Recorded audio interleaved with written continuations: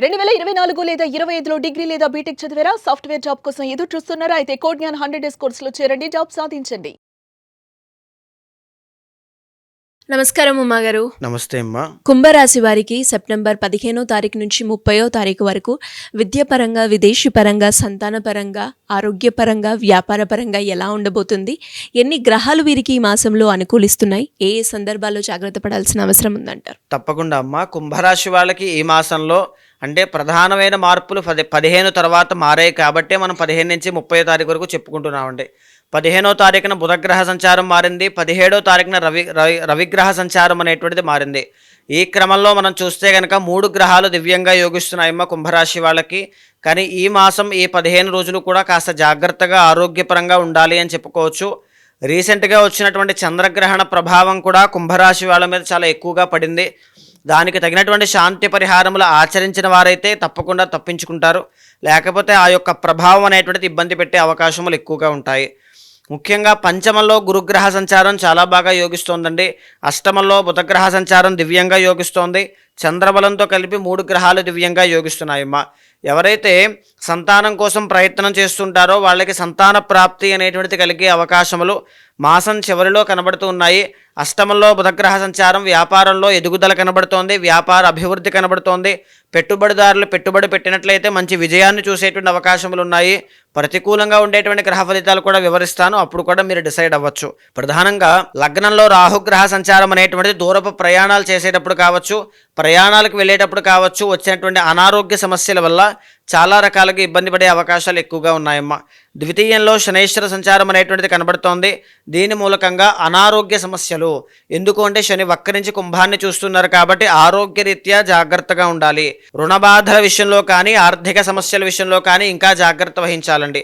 ఎందుకు అని అంటే నోటిదాకా వచ్చినటువంటి పనులన్నీ డబ్బు అంతా కూడా వెనక్కి వెళ్ళిపోయే అవకాశాలు ఎక్కువగా ఉంటాయి. సో జాగ్రత్త కోసం చెప్తున్నాను, ప్రిపేర్డ్గా ఉండండి. దేన్ని కూడా ఎవరిని కూడా అతి మంచితనంతో నమ్మి మోసపోవద్దు, జాగ్రత్త పడండి. సప్తమంలో శుక్రగ్రహ సంచారం అనేటువంటి అంతగా యోగించడం లేదు.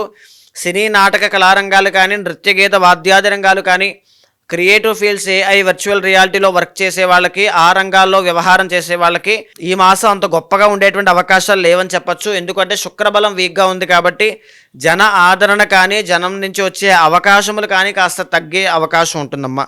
అష్టమంలో రవిగ్రహ సంచారం అనేటువంటిది అంత గొప్పగా యోగించడం లేదు. దీని మూలకంగా రాజకీయ రంగంలో వ్యవహారం చేసే వాళ్ళకి అంత గొప్పగా పదవీ యోగాలు కనిపించడం లేదు. ఈ మాసంలో జాగ్రత్తగా మాటలు మాట్లాడాలి. ఎందుకంటే ద్వితీయంలో శని ఉన్నారు కాబట్టి మాట వల్ల వచ్చేటువంటి తగువులు కానీ, మాట వల్ల అవమానపడడం కానీ జరిగే అవకాశాలు ఎక్కువగా ఉంటాయి. పనులన్నీ స్తంభించడం కావచ్చు, పోస్ట్పోన్ అవ్వడం కావచ్చు, డైజెషన్ ప్రాబ్లమ్స్ అనేటువంటివి ఈ మాసంలో ఎక్కువగా కనబడుతున్నాయండి.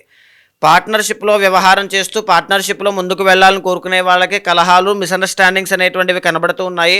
ఎందుకు అంటే 7th హౌస్లో కేతుగ్రహ సంచారం కాబట్టి ఈ విషయంలో మీరు సరైనటువంటి నిర్ణయం ఖరారు చేసుకోవడానికి పర్సనల్ చార్ట్ చూసుకుని 7th హౌస్ అనేటువంటిది ఎలా ఉందో చూసుకుని మాత్రమే ముందుకు వెళ్ళండి.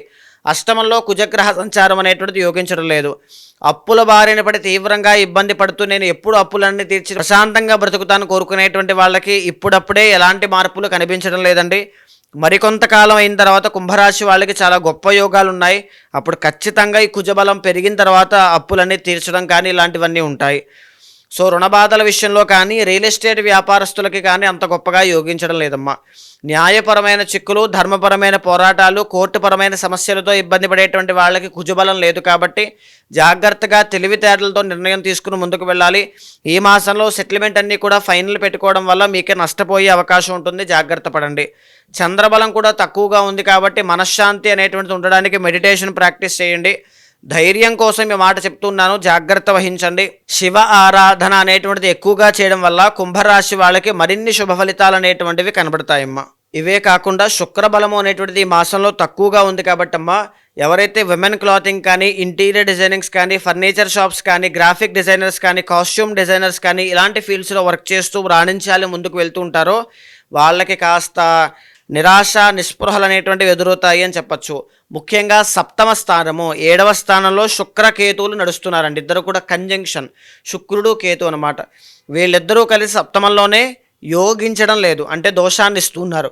దీనివల్ల ఎలాంటి విషయాల మీద ఇబ్బంది ఉంటుంది? వ్యాపార విషయంలో ఇబ్బందులు ఉంటాయి.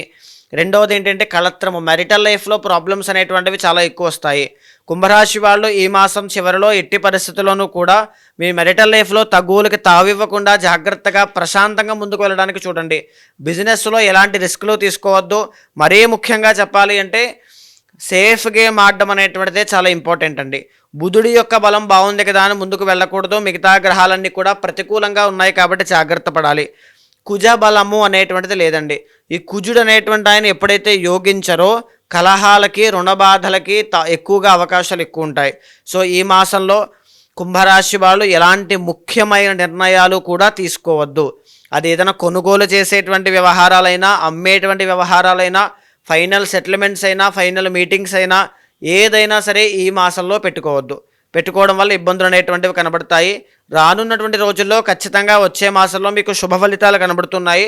అప్పుడు తప్పకుండా పెట్టుకోండి అన్ని కూడా. వీళ్ళకి ఈ మాసంలో కలిసి వచ్చే రోజు గురువారము అనేటువంటిది ఈ మాసంలో వీళ్ళకి చాలా బాగా కలిసి వస్తుందండి. కలిసి వచ్చే రంగు మగరు తెలుపు రంగు చాలా బాగా కలిసి వస్తుందమ్మా. కలిసి వచ్చే నంబర్ 3 3వ సంఖ్య చాలా బాగా కలిసి ఏ వస్తుందండి. దేవునికి వీళ్ళు ఈ మాసంలో ఆరాధిస్తే బాగుంటుందంట? నవగ్రహాల యొక్క ఆరాధన చేయాలి, సుబ్రహ్మణ్య ఆరాధన చేయాలి, దుర్గాదేవి యొక్క అనుగ్రహం కూడా కావాలి.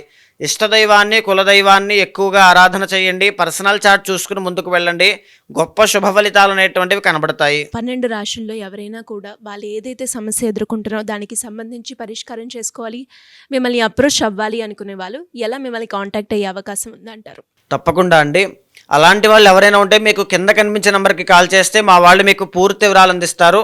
మీ యొక్క గోచారంతో పాటుగా మీ పర్సనల్ చార్ట్ చూసిన తర్వాత అక్కడ ఏదైనా దోషాలు ఉంటే మీకు చాలామందికి అండి సిరిగారు ఏ సమయాల్లో ఎలాంటి నిర్ణయాలు తీసుకోవాలో తెలియక చాలామంది సతమతమగుతూ ఉంటారు. అంటే ఆ సరైన నిర్ణయం తీసుకోలేకపోవడం వల్ల అప్పటికప్పుడు ఇబ్బంది పడకపోవచ్చు, కానీ సంవత్సరాల తర్వాత రిఫ్లెక్షన్ వల్ల చాలా ఇబ్బంది పడతారండి.